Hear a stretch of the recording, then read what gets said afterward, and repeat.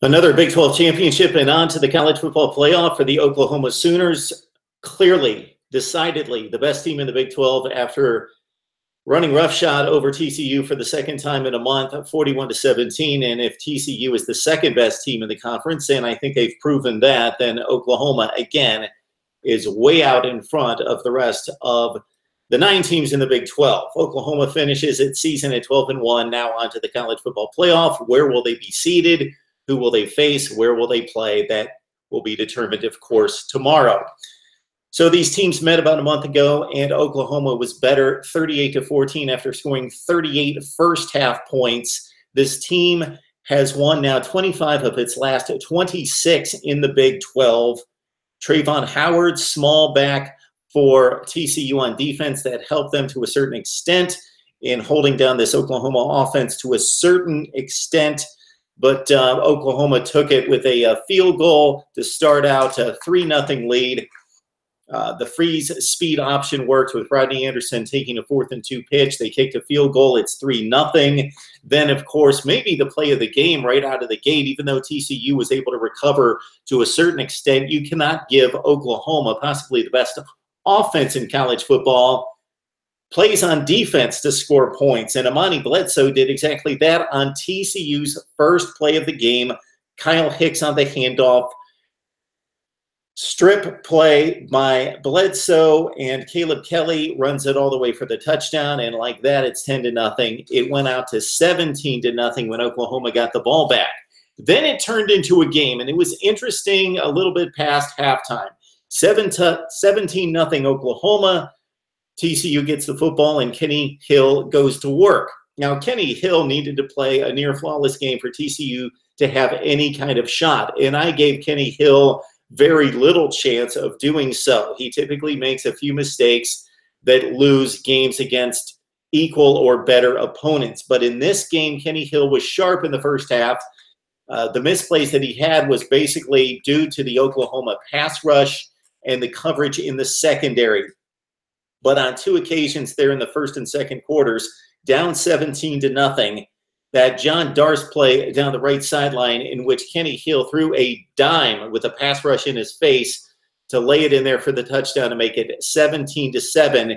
Then they come back with Darce again on the back shoulder play in which he made the brilliant one-handed catch that was reviewed. He clearly made the catch, and suddenly TCU had some life. A couple defensive stops after some bad miscommunications. We saw the shot of Gary Patterson on the sideline, chiding his defense, getting in their face for not playing hard enough, miscommunicating, blowing coverages to result into that 17-0 deficit quickly. But with the 2 Darce plays and Kenny Hill making plays with his legs, converting third downs, TCU back in it at 17-14. Mark Andrews back in the ball game, and he was one of the Oklahoma weapons that TCU could not handle on this day. He caught his first of 2 touchdown passes, and there was a couple sequences here in which TCU failed on offense, and maybe the coaching staff failed the players as well. They get the ball with 2.5 minutes left in the second quarter, and early in the drive, it was obvious. They wanted to string out a drive down 24-14 and kill the clock, thinking, hey, let's score here, not give Baker Mayfield the ball back. Then we get the kickoff in the third quarter. Sound thinking, poorly executed by the coaching staff. They had 3 timeouts and 2:20 left on the clock, and they had the ball at midfield with 2:20 left on the clock and 3 timeouts, and they had to rush to kick a field goal inside the 5-yard line when they could have scored a touchdown. They wasted all 3 timeouts, and they wasted the last 2.5 minutes of game time in the first half and were forced to kick the field goal when they weren't stopped by the defense. They were stopped by time in their own mismanagement. They do kick the field goal to make it 24-17 at the break. That was pretty much in the ball game right there. Michael Jones, 3 catches for 67 yards. Mark Andrews at 3 for 7 for 58 and the 2 touchdowns. And Marquise Brown could have caught more touchdown passes. He was open and got into the clear a number of times. He caught 3 for 87. Those 3 weapons TCU could not handle. On the Michael Jones touchdown to make it 31-17, It was strictly a matchup against the linebacker. Matt Boson is one of the best Big 12 linebackers, but not in coverage against maybe the fastest player in the league. He was burned. It was a simple pitch and catch from Baker Mayfield, and it's 31-17. Then it's 38-17 on the fourth down play, in which Kenny Hill went for the bootleg. And again, TCU getting a little bit too fancy, overthinking it. 4th and a foot, and they had 2 gaps on either side of the center to run the football with a big quarterback at 245 pounds. And they try to get fancy and run a bootleg with a quarterback trying to outrun a defense that's much faster than him. He only needed 1 foot, and they give up the ball near midfield. And then the Marquise Brown score right out of the gate. After the turnover, Oklahoma does the classic, we're going to hit the jugular right after the turnover. That they did. That was the ball game. So it was TCU mismanagement of the clock at the end of the first half, settling for a field goal when they had plenty of time to score a touchdown. Then they come out, they run a bootleg on a 4th and inches at the 40-yard line, in which they had 2 gaps over the guards that were completely unmanned, that they could have just fallen forward for a first down.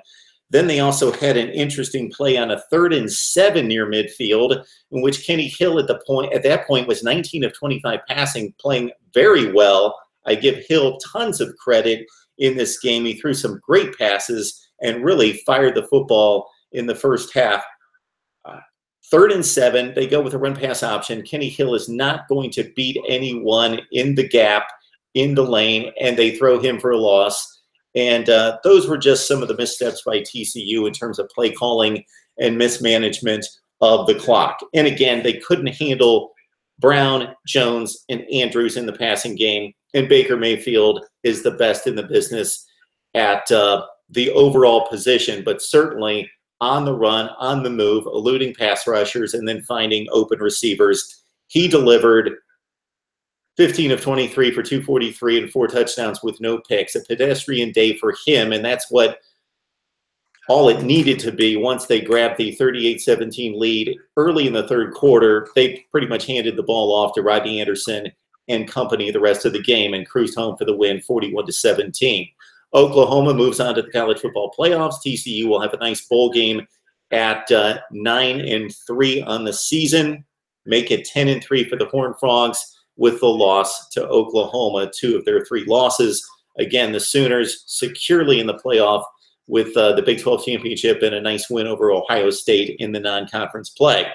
Many believe this is the team to beat in the playoff. I would like to see a little bit more from the defense, but on this day, 317 yards given up to a decent TCU offense. The Oklahoma Sooners have made some strides since that Oklahoma State game on that side of the ball. Need to hear from you. Let's talk it up right here on Mark Rogers TV.